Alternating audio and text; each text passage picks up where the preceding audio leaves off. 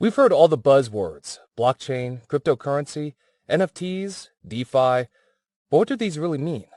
For most people, getting into cryptocurrency is unfathomable because of just how difficult it seems from the outside. You have all these buzzwords you don't understand, and all these gatekeepers who won't explain them to you, or, if they even try, they'll purposefully make it so difficult that you won't understand.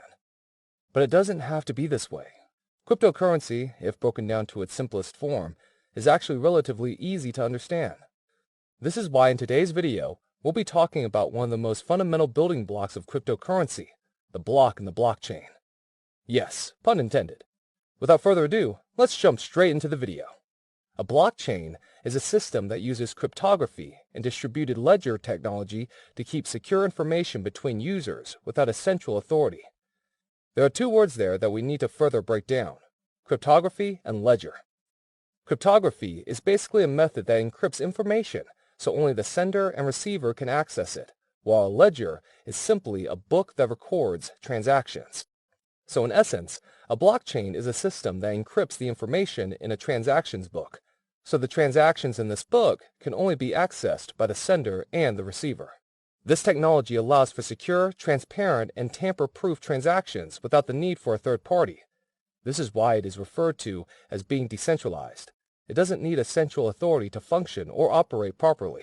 Data stored in blockchains can be anything from simple data like transactions to something more complex like money, titles, company shares and stock, and even property.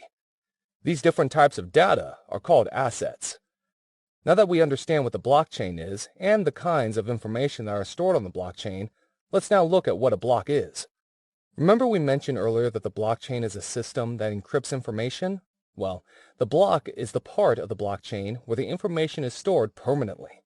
Once a block has been validated, it will be closed off forever with no chance to ever change anything again. Again, to put it simply, a block is a store of records in the blockchain that cannot be changed, altered, or deleted. It is permanent. The data stored on a block can be about anything. However, all blocks have these fundamental pieces of data. The magic number is a number that is used to identify a block as part of a cryptocurrency's network. The block size limit is the maximum size that a block can be, so that only a specific amount of information can be written in it. A block header contains information about the block. The transaction counter keeps track of how many transactions are stored in the block. Lastly, the transactions list of all the transactions within a given block.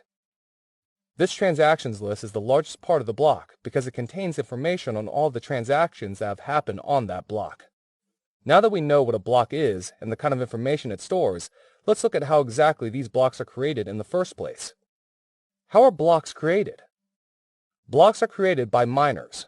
Miners are people or organizations that use computers to solve complex math problems called hashes in order to validate transactions and add them to the blockchain.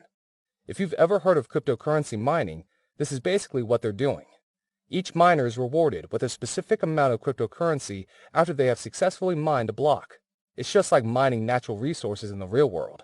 Solving these math problems to create a new block may seem easy at first glance, but in reality, they are very complex.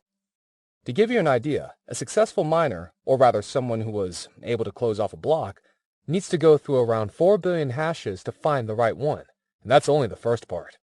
After that, they need to solve this number using another algorithm called RIPEMD 160, which then creates a 256-bit number. With a little bit of math, they need to reduce this number to a 32-bit integer, which will be their nonce value. However, there is no way to do so without going through every single combination possible. In fact, the chances of getting it right on your first try are 1/4 to the 32nd power, or 1 in quadrillion. Conclusion. Many people think of Bitcoin when they hear the word blockchain. This is because Bitcoin was the first type of cryptocurrency to use this technology. However, other cryptocurrencies also use blockchain technology. Ethereum, for example, has its own cryptocurrency called Ether, and Ether also uses block and the blockchain. In fact, the blocks and blockchain on the Ethereum network were designed for much more than just cryptocurrency. Things like NFTs, smart contracts, and decentralized finance of DeFi have all been developed using the Ethereum blockchain. And every day, we continue to see more uses of this blockchain popping up. Truly, the sky is the limit. With that, we've come to the end of today's video. For more videos like this one, be sure to hit the like button, subscribe to the channel if you haven't already, and turn on the bell notification so you never miss an upload. Thank you very much for watching. We'll see you guys in the next video.